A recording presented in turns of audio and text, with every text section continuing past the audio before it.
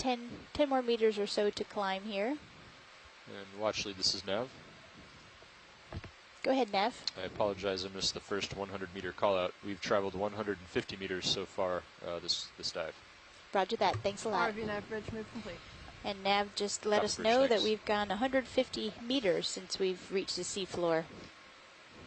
And we've climbed 65 meters, so that's a lot of rise for the run. Yes, it sure is.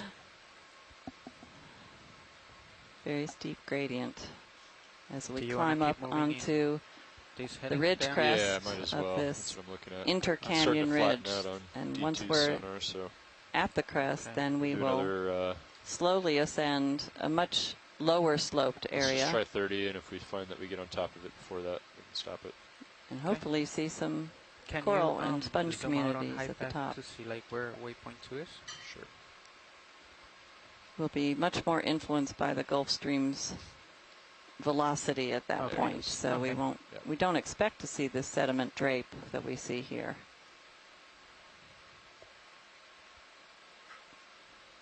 But that's exactly why we're exploring, to find out. Yeah. Because if those ridge crests are clean of sediment and provide suitable habitat, then there is a lot of habitat like that 30 meters, bearing in these submarine canyons. Okay, 30 meters. Might be getting to the end of your tether. That's correct.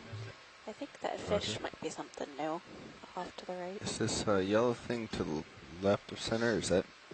Let's snap there because that looks somewhat new. I'm not sure. I wonder if that's a test of something. That's partial. ROV nav bridge move. I don't know what that is. Quick snap. Is it an anemone that's closed up? Or is it an urchin test? It is an urchin. I think it's an urchin test. That has. I wonder what the yellow growth is. Yeah. I wonder if it's microbes, maybe. Okay. So that's a hard urchin. I think we can come wide then. And when they're alive, they burrow underneath the sediment. We've seen a lot of evidence for them on the flat areas. Let's go in right here. I haven't really seen any of the burrows here. I thought it was a pile, but then I saw something that looked like an eye. Yeah, okay. It looks... Is that marine debris? Marine debris-ish. Again with the looks like pinker. something is rusting. Yep, with that different species of brittle star, yeah. And that one is always on anything but the sediment, anything to lift them off the sediment, and there they will be. Now, how they get there in the first place. Yeah. Let's go get you the original shot. Yeah, and there's a nice fish waiting for us to visit.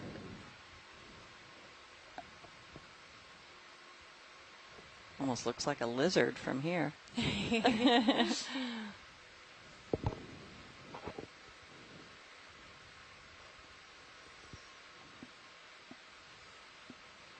Those fins look like legs.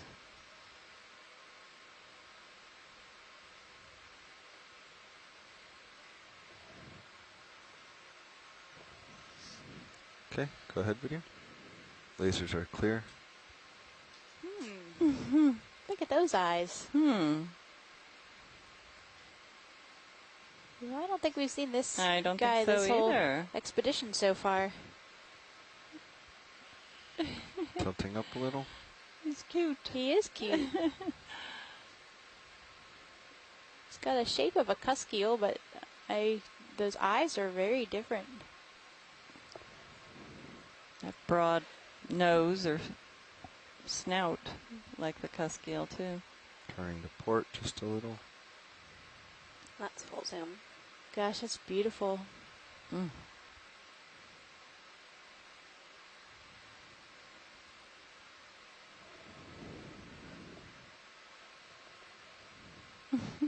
Doesn't look like we have any of our fish experts joining us today yet, so maybe once we do find somebody, they can go back through screen grabs. And it is an eel pout. It is an eel pout. Yeah, Tom's Hands Connect said, I didn't know that was the name of the type of fish. I thought he was saying that the eel was pouting. No, that's an eel pout. Interesting. Thanks, Tom. He's not sure, though. I guess.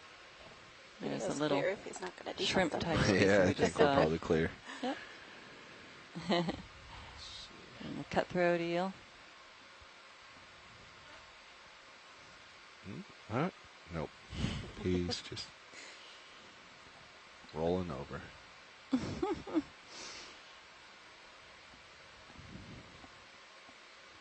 Okay. I think got Sirius the Monday is morning starting to see blues. the top. Zooming.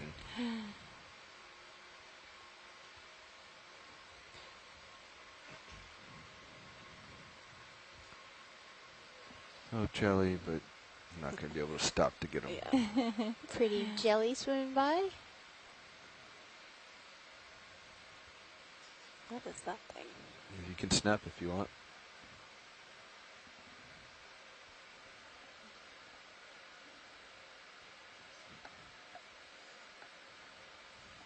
Huh.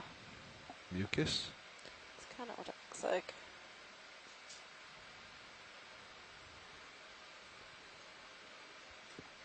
Hard to say.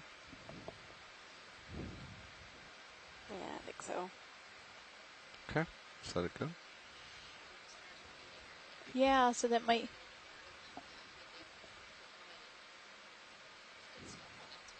Yeah, the snot must be kind of nutritious, as we saw the brittle stars eating something that looks like that a little while ago.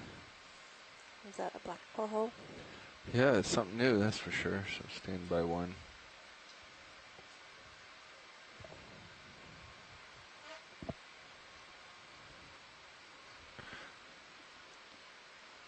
All right, you can start to go partial.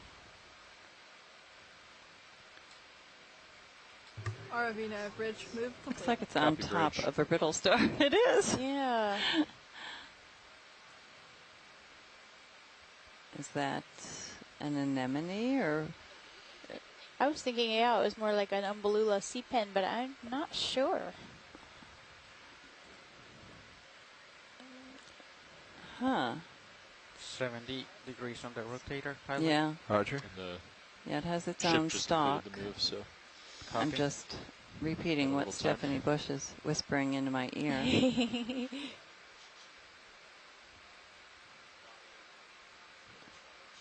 Yeah, the body of the brittle star is offset, so it's not on top of the brittle star.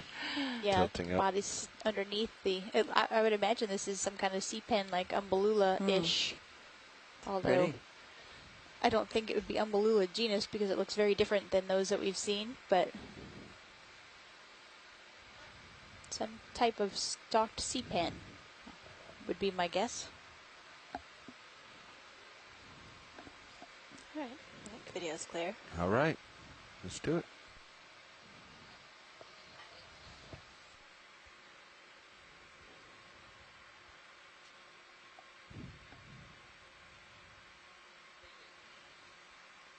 There's a black spot here over off screen left.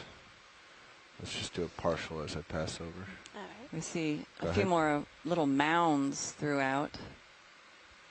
Not sure who makes those mounds, but we didn't see that earlier.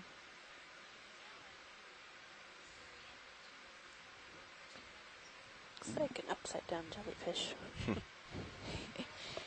So this is a Ceryanthid tube anemone, and you can see right down into the tube. It's a great shot. And this animal, if it gets disturbed and maybe if it feels the vibration of our thrusters, can suck back down into that tube. Might go. The tube goes now? very deep into the sediment usually. Nope. Didn't care about me touching down.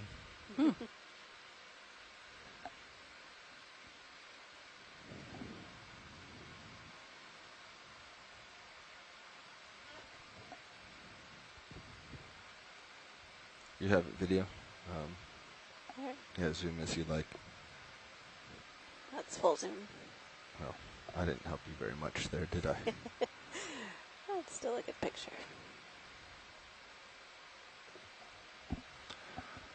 All right. As soon as you're ready, it's time for me to move on. All right. It's a beautiful shot. Oh, right. Looks like a little burrow to the right of the... All right, pushing forward. So the ship is stopped, but I think we'll wait for you to get ahead and see if you keep it moving. I can push out. All right, I'm just going to do 30 meters if we finally I don't see any. Reach the top earlier, I'll stop. Unless you're waiting for me to see if I'm on the ridge, that's one thing. But well, that's kind of what I was thinking. Okay. But we can go get it. I mean, based on the manipulator cameras, it doesn't look like here comes another fish. Quite there yet. Okay. But bridge, this is ROV nav. Go ahead, ROV nav. Let's do another 30 meters. 30 meters, bearing 220, speed decimal 2. Okay, 30 meters, bearing 220, speed decimal 2. Good copy. Halosaur? Maybe a lizardfish? I don't know. Yeah, it could be a holosaur. And again, we haven't seen this the whole expedition either. ROV nav, bridge, move initiated. Copy, bridge, thanks. Lasers are just about, Go ahead. Yeah, that's good. Okay. So those lasers are 10 centimeters apart. So he's a little more than a half meter in length. So ship moves. Okay, go ahead, video. Not a whole lot of time. Roger. It's a partial. He's got some teeth. He's beautiful. We have definitely not seen him. Not too far. Lifting up. Trying to hold there.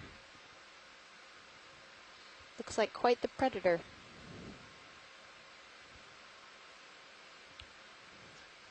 Hey, Fernando?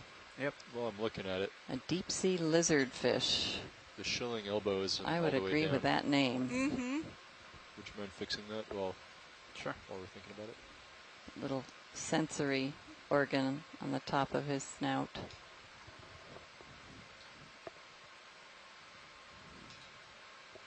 Anything else you want, video? Maybe I've just been defaulting to the head. Yeah, maybe the fins just Let's move come down out slowly. just a little bit partial, right there. And I'll try to walk it down nice and gently. This might be Bathysaurus, potentially. Deep lizard, that's what that name translates to.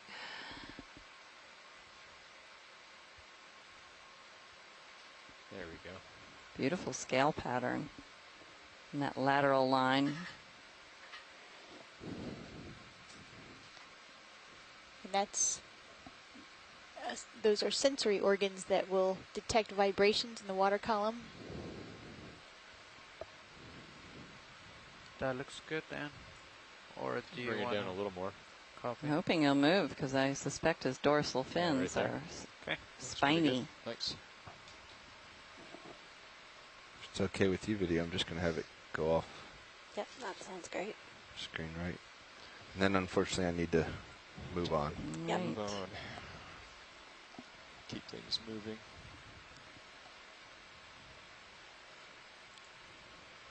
Okay. Looks like things are starting to try flatten not out to on disturb the Sirius organisms in their as well. habitat, but I have to admit sometimes just want to nudge them a little bit. See them swim. Yep.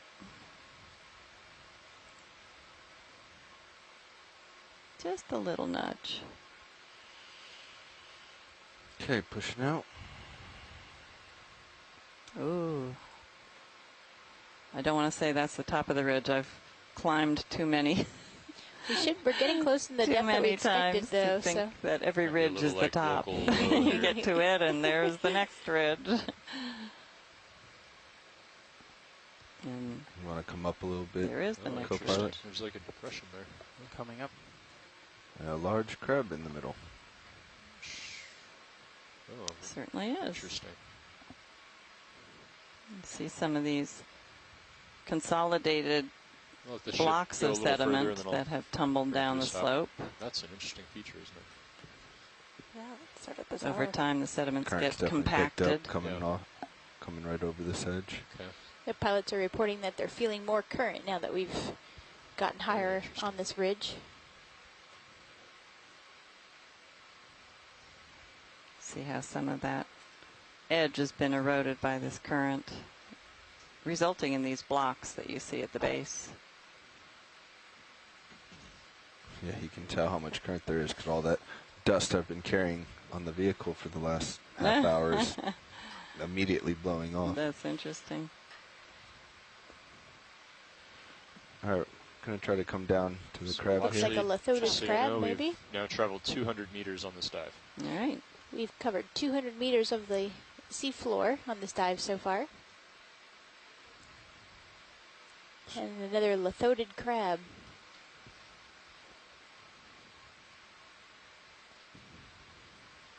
It's kind of a neat shot. Yeah. Tilt up a little bit, keep that RV now, dark bridge. in the upper right. Copy, bridge, thanks. Move is Coming complete. to take a look. Look at that crab. Nice. Crab It's over beautiful. the Brittle Star Wasteland. Plains, I guess. The Brittle Star Plains. If he gets closer to your toes, maybe you could turn on the still cam. Yeah, go ahead. You want to turn that on now? Sure. Okay, let's turn on still cam.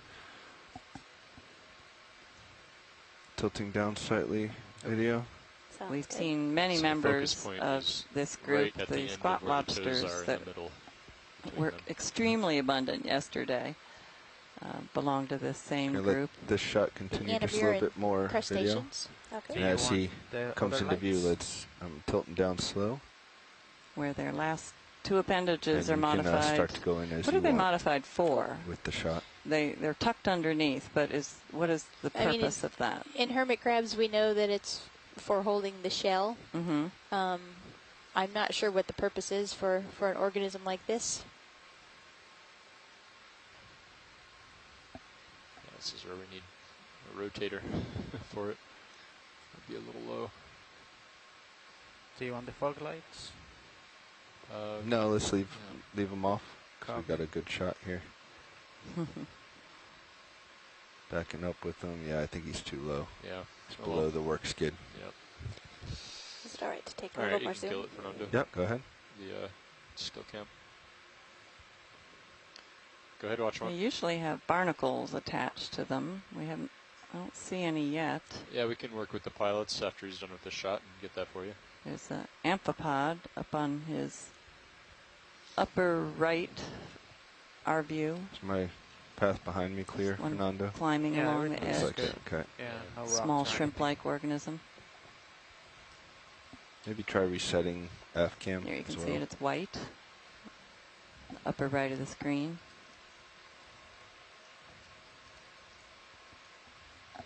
Cycle power on it, you mean?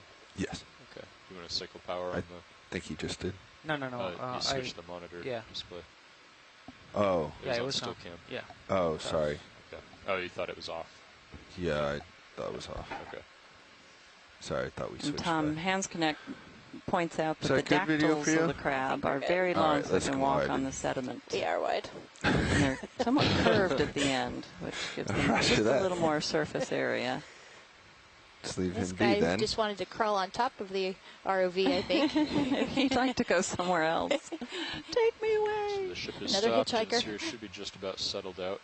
All right, I'm gonna zip over here a little bit. Do you want me to follow you?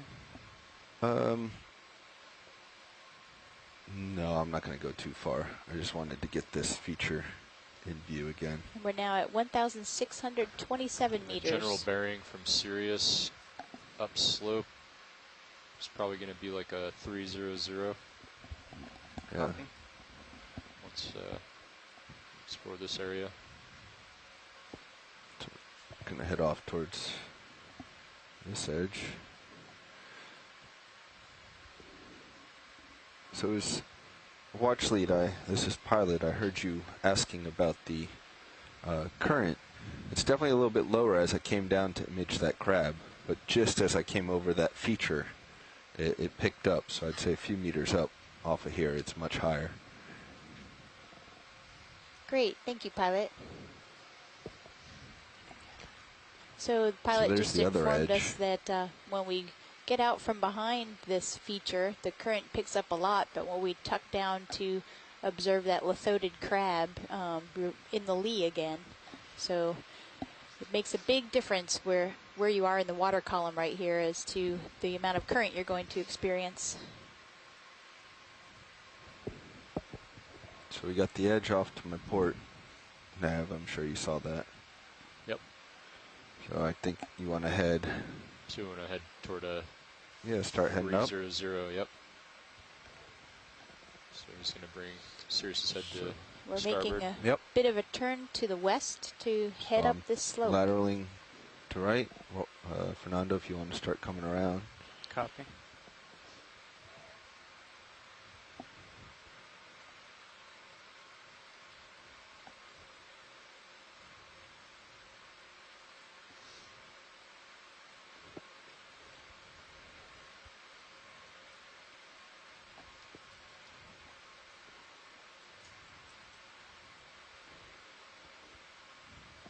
Right there. That's about 300. Okay, I see up ahead on sonar you got some relief. Yeah, let's see. Let's keep going. All right, I'll do 30 meters at 300. Copy. Dan, do you want to switch in for the last hour?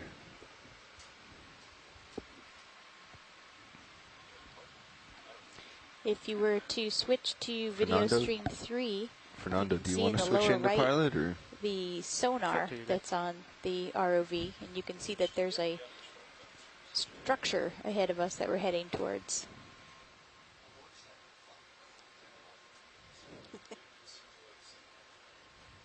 Might be mud. Might be rock. Might be rock, yeah. Oh, for me to sit here? Yeah, that's fine. Hoping for the latter. Mm-hmm. Yeah. Actually, as I look left and right, watch leads, as I look left and right here with my front row, I realize I don't think we've introduced ourselves. Good point, pilots. So as soon as my nav's off with the bridge, we'll do that. Another move, please. We'd like Thanks for the 30 reminder, meters, and 30 apologies meters, for bearing not thinking it 300, ourselves. speed decimal 2 knots. That's 30 meters, bearing 300, speed decimal 2. That's a good copy. All right, Dan, we're going to introduce ourselves. Copy. Hello on shore, this is Bobby Moore, your pilot speaking. Just taking a brief moment as we change directions to introduce ourselves. As I mentioned, I'm sitting pilot, and to my left. Stan Rogers on navigator. And sitting as co-pilot, it's Fernando Aragon. Over in the video chair is Annie White. And in the back row on clipping, I'm Bob Knott. And we are... Oh, go ahead, Bob. No, Bob. All right. You're the voice. We are all engineers and videographers from the Global Foundation for Ocean Exploration, and we're very excited to be partners with NOAA on this expedition and past expeditions, and to continue exploring the ocean floor. And they are a tremendous team to work with.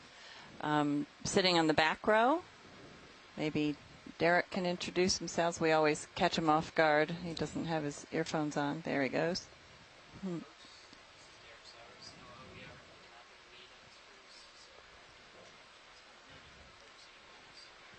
And Derek, I think you're muted.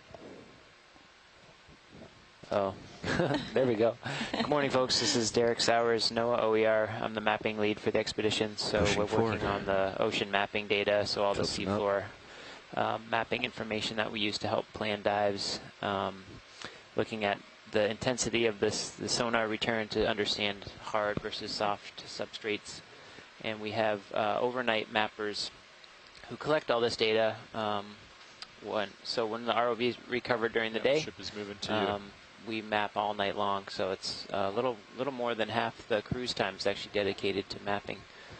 And overnight we have Scott Allen as an augmenting survey tech, gathering data for us, and Kevin Jerem, and he is a multi-beam mapping expert at the Center for Coastal Ocean Mapping at the University of New Hampshire. So lucky to have those folks working all night to get the good data that we use. Thanks. Thanks, Derek. Yeah, Derek doesn't get much sleep while he's out here because we make him work all day, and he gets everything ready for the night, and sometimes has to get up very early and process the data. That's what we did yesterday to try to find a dive site. And I'm Cheryl Morrison from the U.S. Geological Survey Leetown Science Center, and I'm the science lead for the expedition. Nothing's jumping out to me. And I'm Leslie Sauter. I'm from the Geology Department of the College of Charleston in South Carolina. And Roger, I am the geology science lead for this expedition. Want to go partial, see if there's something there? I'm not really seeing anything, though.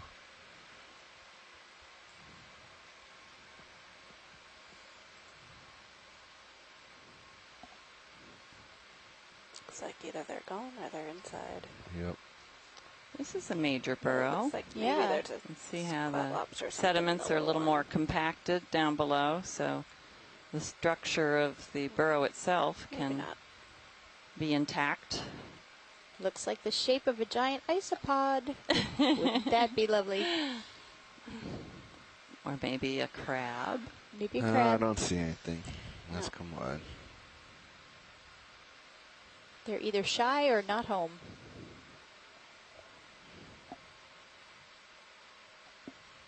What's this up here? Maybe another lizardfish? Skate? Stretched out octopus? I'm just making things up now.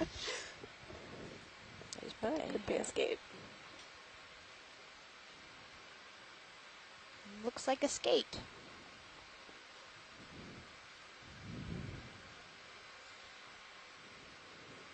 Earlier we saw a very strange sea urchin that had inflated bags on the aboral or top surface.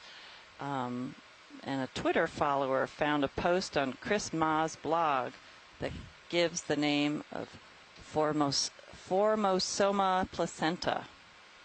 And that was sent to us by Megan McCullough. Thank you, Megan. And she also identified the dark purple one that had the white or lighter colored booties on it, on its spines. Creep in a little closer. Lasers are clear. It might be a species of hygrosoma.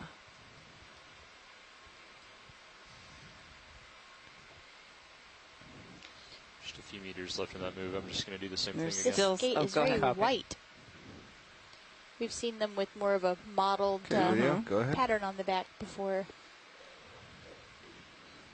And that was in the coral rubble area where a brown and white patchiness really gave it some good camouflage that wouldn't serve its purpose here. So I don't know if that is species-specific coloration or if within a species they can change their coloration to help match them to the substrate. So hopefully we'll get a fish expert on the line to review these video clips. Tilting down. It's nice of him to do the pirouette for us. Yeah. And Tom Hansknecht said that since the dorsal fins are far back on the tail, it's likely a male. Yeah, I don't know if it has some kind of injury behind its right eye, or if that's a... Go ahead, video. Yeah, it looks like that move is still finishing up. Might be a parasite on the beginning of the tail. Okay, great. Another 30 meters, another 30 meters, bearing 300, speed decimal 2. Okay, 30 meters, bearing 300, speed decimal 2. That's a good copy.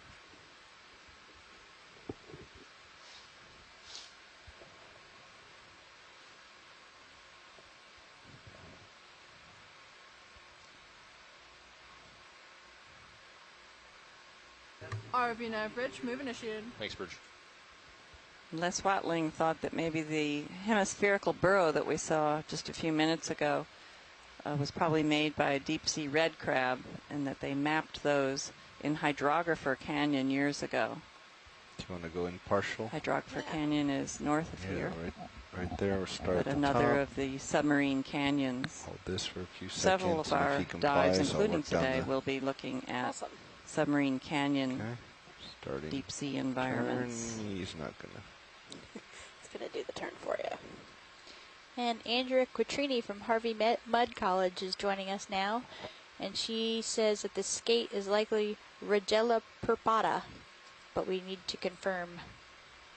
And it has those claspers underneath the last fins. I think we're good. Indicating it's a male. Moving on.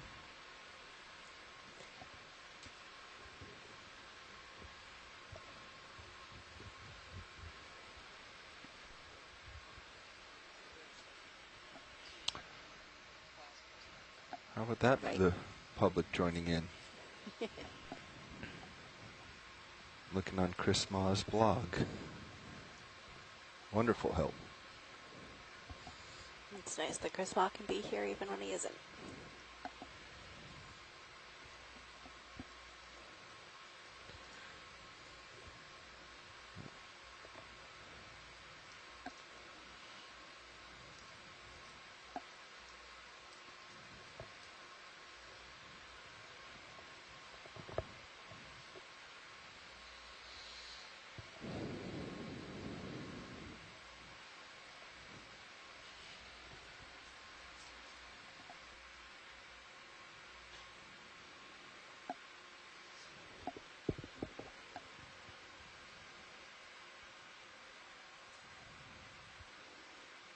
If you're just joining us, we've been on the bottom certainly more than an hour. Gosh, time is flying. And we've covered over 200 meters distance and at least, what did I say earlier, 60 meters, probably at this point close to 70 meters in depth change. So as we have been ascending this very steep slope, which is the flank of a fairly narrow ridge that is between two of the tributary canyons of this larger submarine canyon. We actually don't know the name of this canyon. It wasn't on any of our available charts. It wasn't our original targeted canyon. But for various reasons, we chose to dive here today.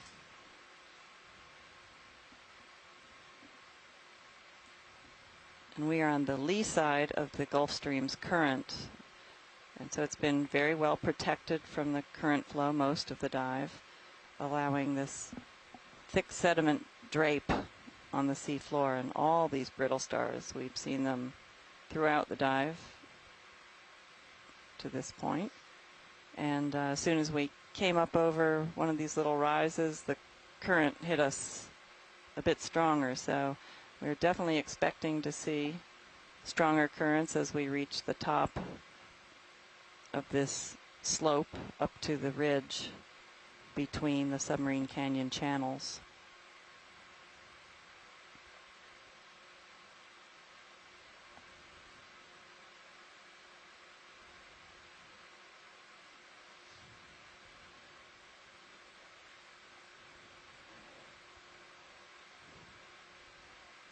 And Tom confirmed that that was likely a hemorrhage behind the eye of the skate. So definitely had a little difficulty at some point. So, watch leads pilot, there's a look down the current side of the ridge. Looks like it's fairly well sediment covered as well.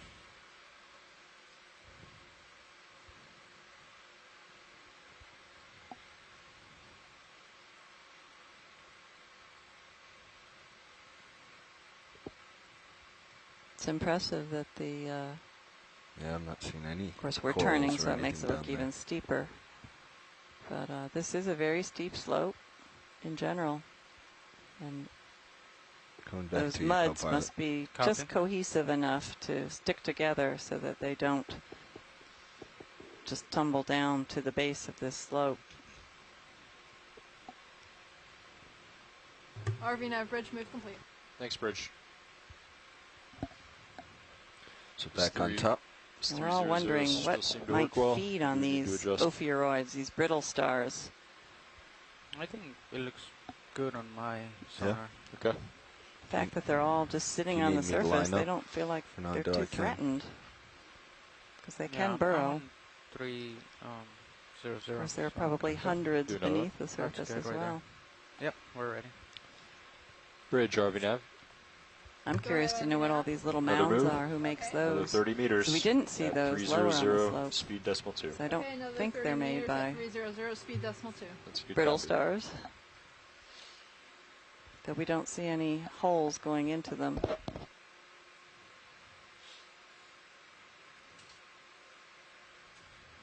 going to range your sonar back out to 30 meters. Roger. Maybe we're just looking on the wrong sides of them. Maybe the holes are facing upslope. We're not able to peer into them. That would actually make sense, because as they dig out, the material that they have excavated would be down drift or down slope. But it's still hard to see.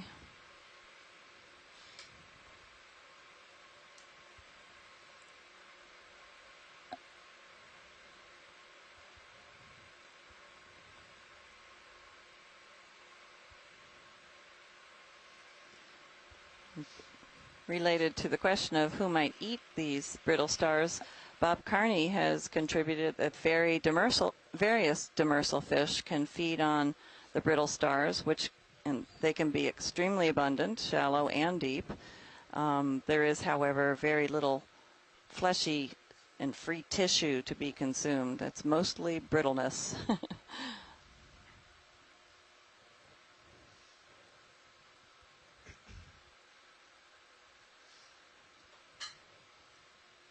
And the term demersal fish means that it is mobile, but it can feed on the bottom. See anything, video? And there's a black inhabits fish this up the area, top of the but screen off to the left. Roams around at the same time. Above the sediment. Yeah. Looks like he's running away from us. Should have snap or branchid eel. We haven't actually gotten any zooms of the eels today, if we're looking for something. Well, we probably should get one then. Gallo.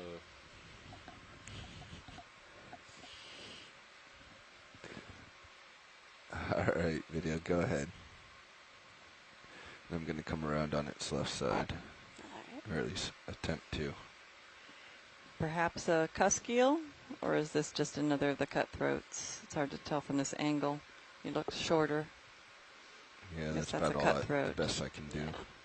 A pointed nose. He's not being very helpful. Yeah. Let's let him go. Yep.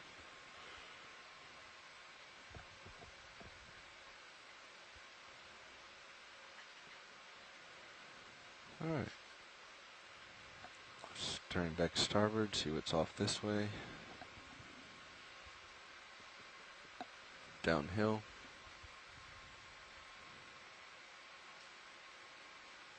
And Mike Vecchione points out that some deep benthic octopods have been found to have ophiuroid or brittle star parts in their stomachs.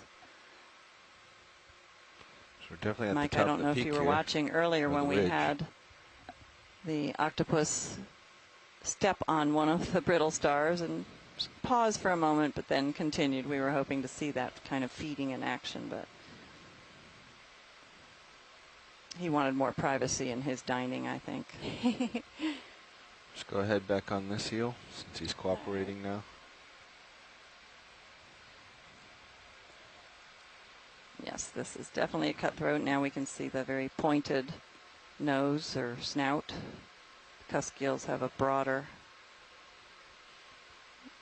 end.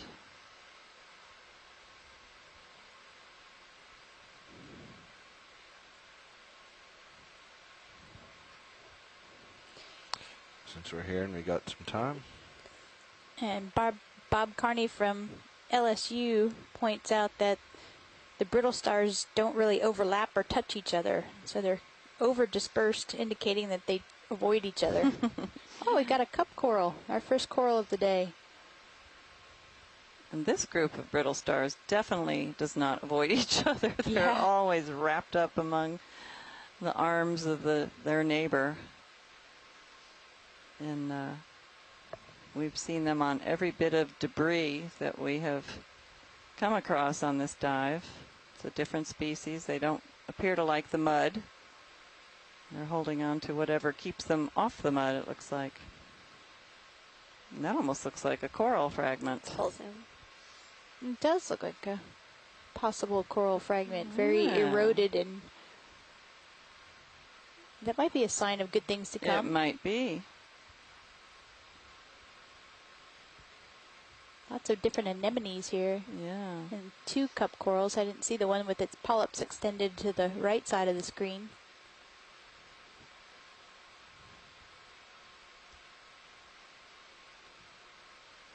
And is that the remaining, what do you call it, a calyx of the coral, the cup coral on the lower part of that? I imagine that one might have its tentacles kind of contracted in. So then there are 3.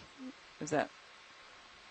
Yeah, I'm not sure if that one behind is a coral or anemone. Maybe it is a coral. Hard to say. Gosh, I'm having a tough time stabilizing for you. Watch lead nav. Sorry about that. Just letting you know we have now traveled 300 meters on this dive. Great, thanks a lot. We've been making good time and have covered 300 meters so far since we reached the seafloor. Looks like we have some tubes from maybe serpulid tube worms, the white tubes on the left side of this object. Video's clear whenever. Yeah, some of them are out of their tubes, feather duster types. Just a little bit of substrate, hard substrate changes everything. And maybe we'll see a lot more of that. Let's do a quick snap on this darker tube.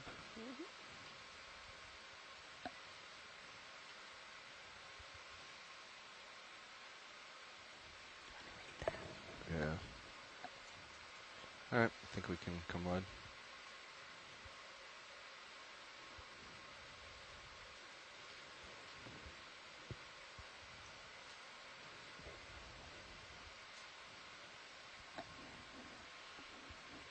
All right, I'll call another one in.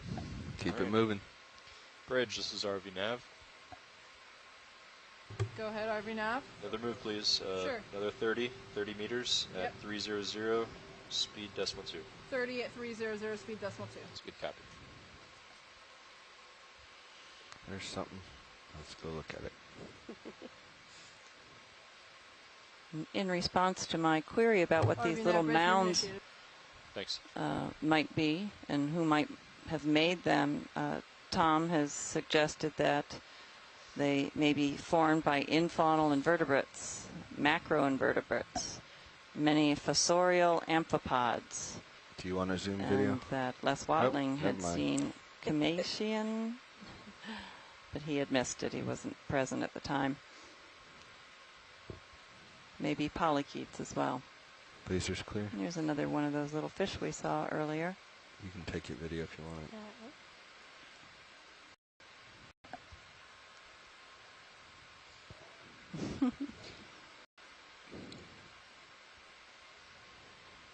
And this is the one we thought might be an eel pout, right? Somebody had suggested that, yes. I guess he was done with us. Oh. They're definitely fast when they want to be.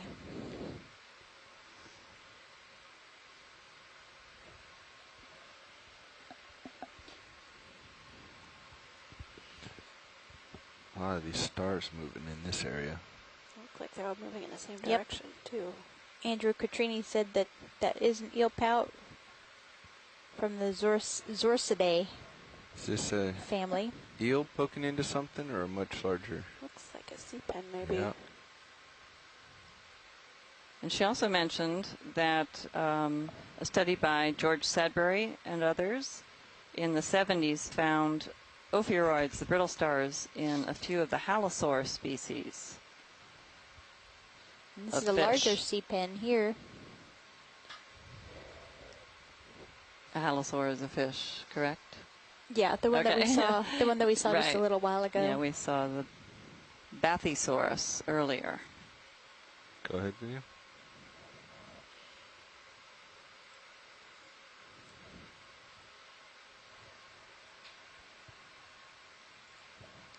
That's larger than the ones we saw downslope. Mm-hmm. Pretty.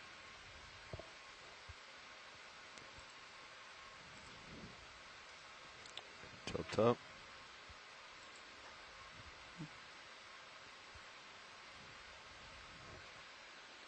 And that brittle star that's just behind this is missing a part of one of its limbs, one of its arms.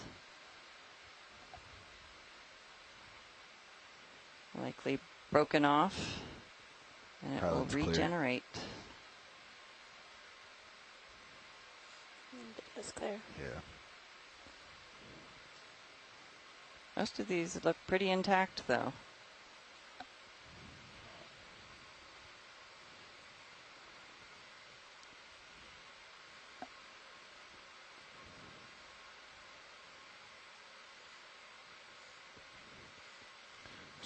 What's the shiny object? Go ahead.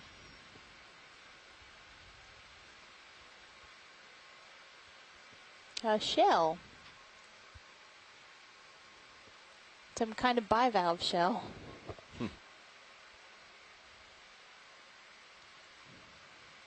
out of place.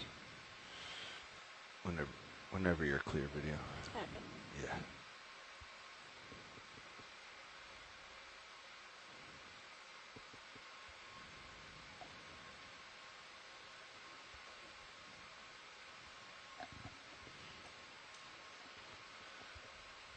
Another little mound. Not seeing an entrance.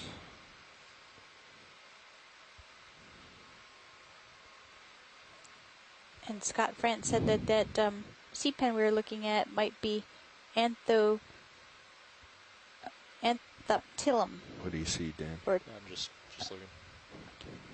Need better glasses. That's what I would have said. Anthoptilum.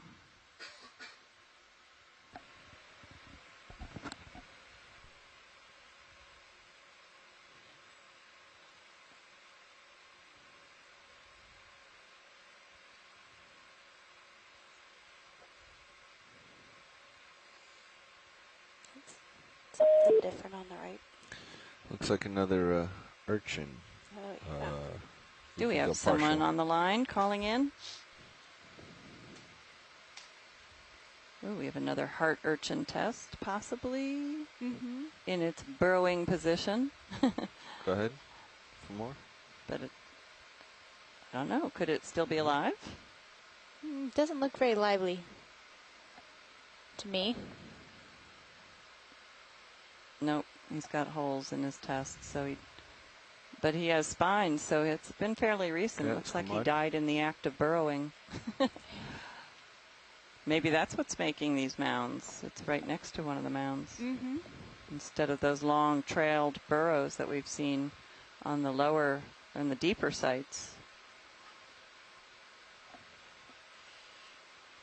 And here's something that might be poking out. No, I guess those are just some of the sea pens.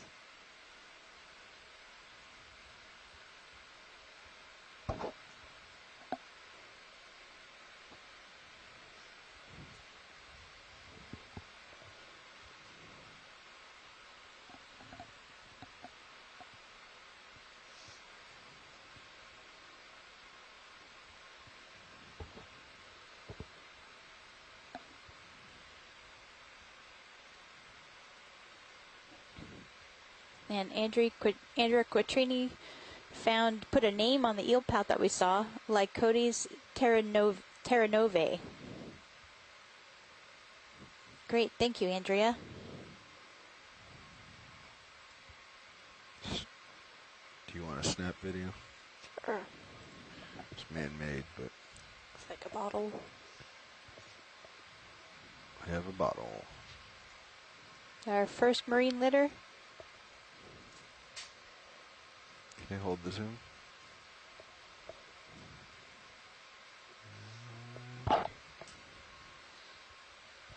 And Andrea also came up with a name for the lizard fish that we saw earlier. Bathysaurus ferox. There's looks like a hydroid.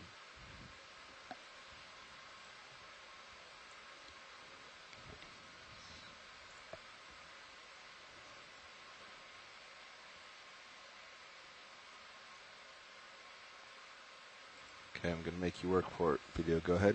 Looks like hydroid with eggs. Oh, yeah.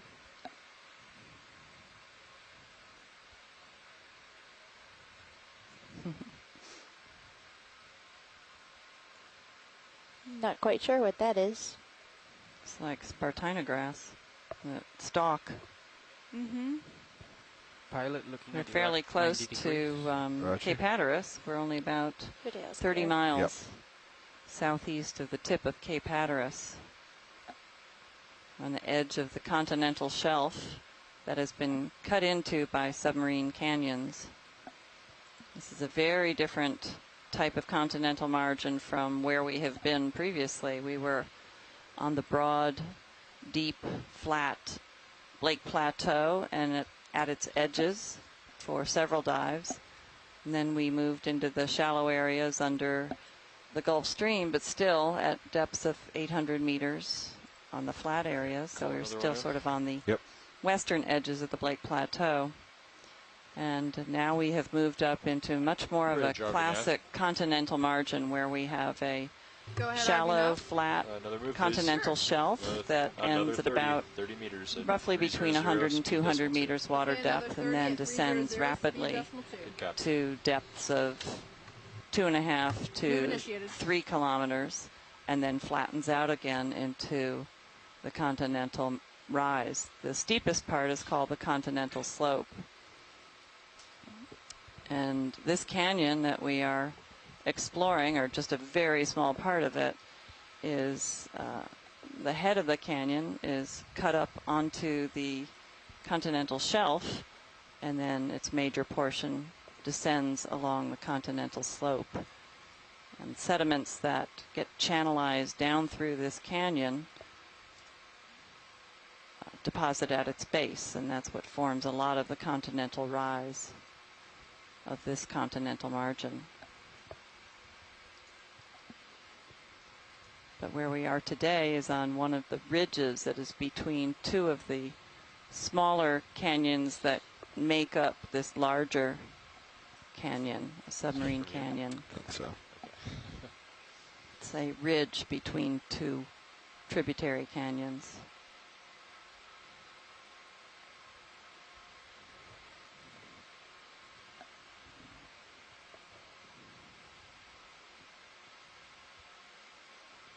So we're seeing another little pile of maybe coral rubble that we just passed over, and here's a sea star, I think.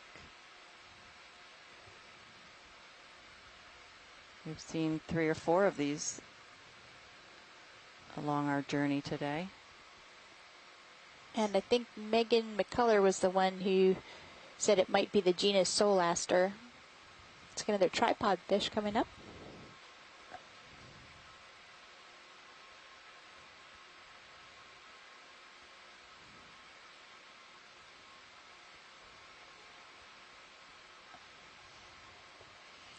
Getting some slope here.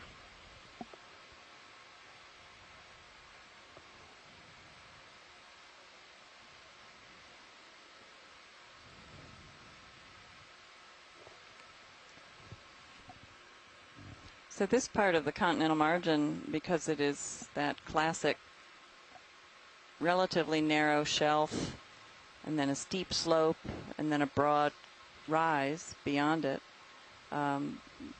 this part of the southeast U.S. continental margin has many more submarine canyons than farther south, where we have the Blake Plateau.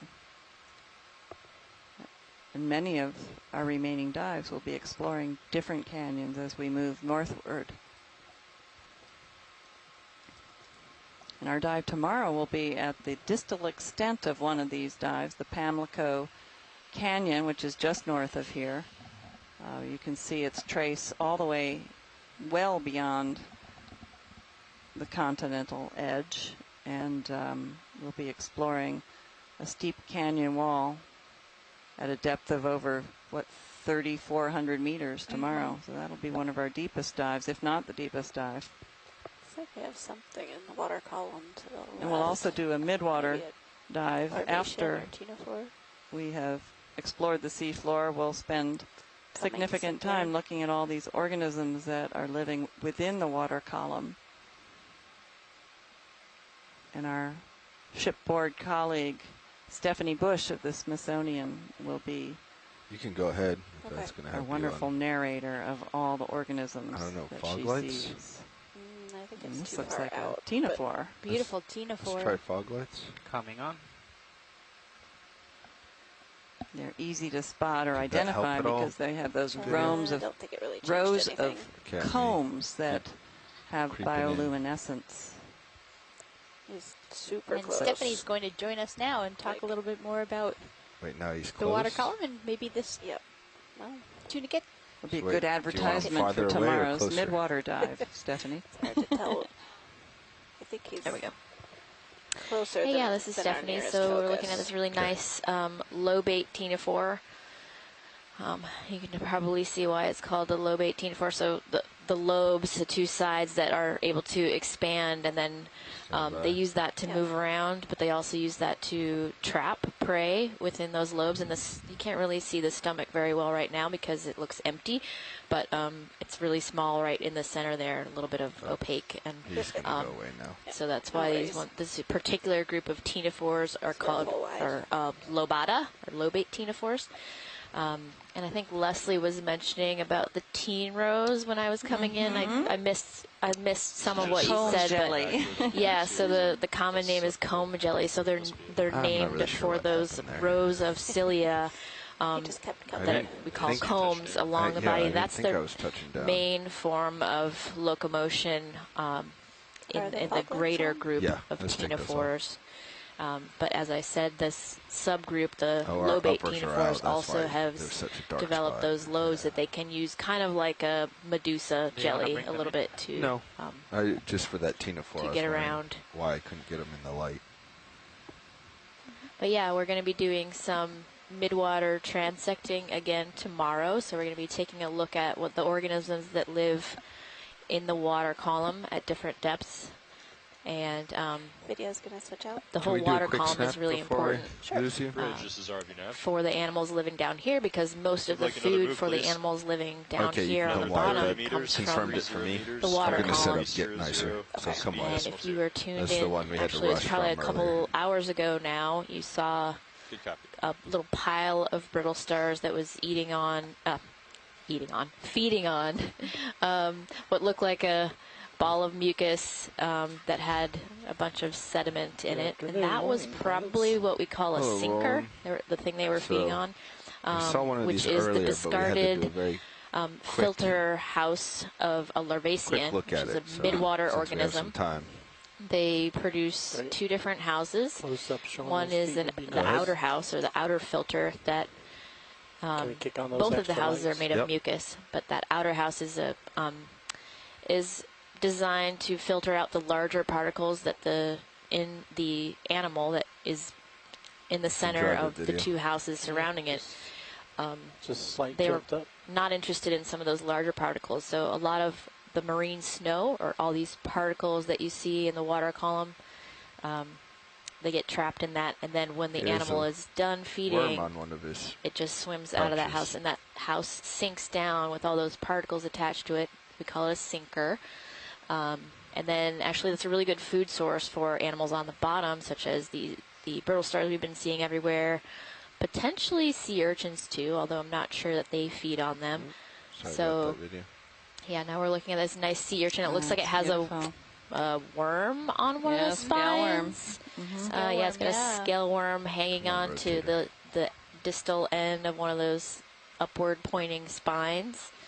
And you guys saw a couple of these earlier, but I missed what this one is. Yeah, Chris Ma had identified it as a Formosoma placenta. Let's go down to Megan McCullough sent that in to us. I don't know I can't remember, Megan, if you got that from a blog or... Yeah, it was from Chris Ma's blog. Yeah. You can see on the lower left some of the structures called the pedicelaria. And actually, if you could, I don't know if we're able to zoom in any further, probably this is our extent, but they're actually